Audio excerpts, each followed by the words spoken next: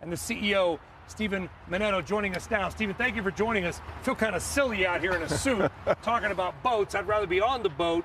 How is your business doing right now? Because many would view these are beautiful boats, by the way, as a discretionary item. How do you see the consumer right now?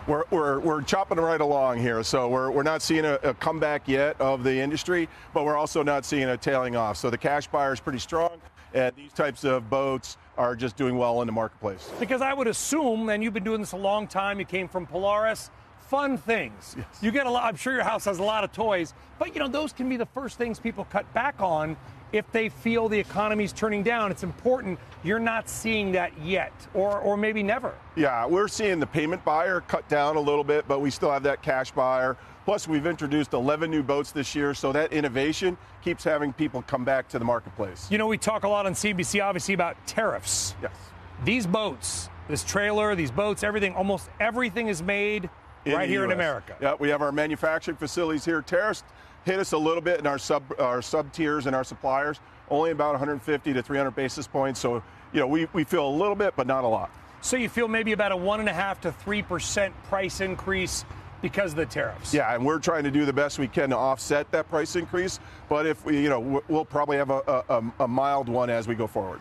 Morgan Brennan just talked to the head designer at Tesla. Tesla's got a range of cars from 30-some thousand up to the Model S, 100,000. Same as you guys, really. You've got smaller boats that are sort of flat, almost like fishing in the flats boats. You got wake boats, and you got ocean-going boats. Are you seeing sales steady along all price points, or a differentiation? We definitely saw the value boats down there, drop off a little bit, but it's been picked up by the upper boats. We're selling boats all the way up to 45 feet, up to $2 million, and they're still selling. Well, you said Malibu, $2 million. Now, Stephen. No.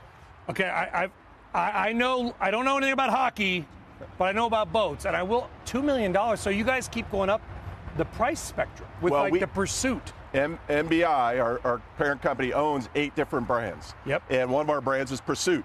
And that's where we sell that 45-foot Pursuit ocean-going boat that's about $2 million. So how big do you want to go on the boat size? Is there like a level at which you're saying, okay, that's a little rich, that's a little big? Are you going 100-footer? What are you doing? Well, we're not ready to go yachts yet, but we're going to keep going to where the customers go. And so we do see bigger, longer boats in our future, and more feature-rich boats, because that's what the consumer wants. So we stay really tethered to the consumer, and we give them what they want.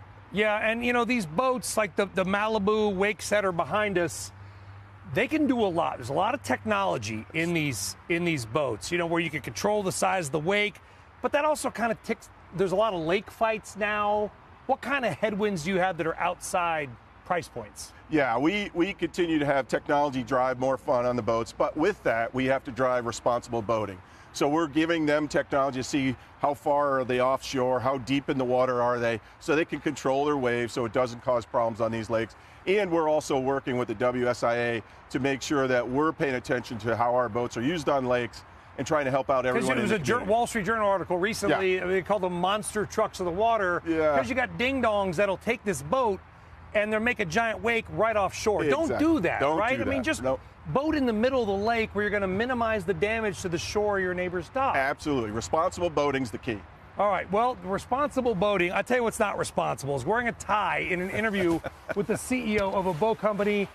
When can we get the Cobalt out on, the Hudson River? We can do that right now. Let's get it out there. You can come along. We should get that out there. Any final message that you've got for the Trump administration? We're talking about tariffs. You said not a huge impact, but as the CEO of a consumer products brand, what do you want to see from economic policy? We want to see more consumer confidence. All the economic policy, the consumer is pretty resilient, but they're just not feeling it right yet. We need the government, the administration to kind of change that consumer sentiment.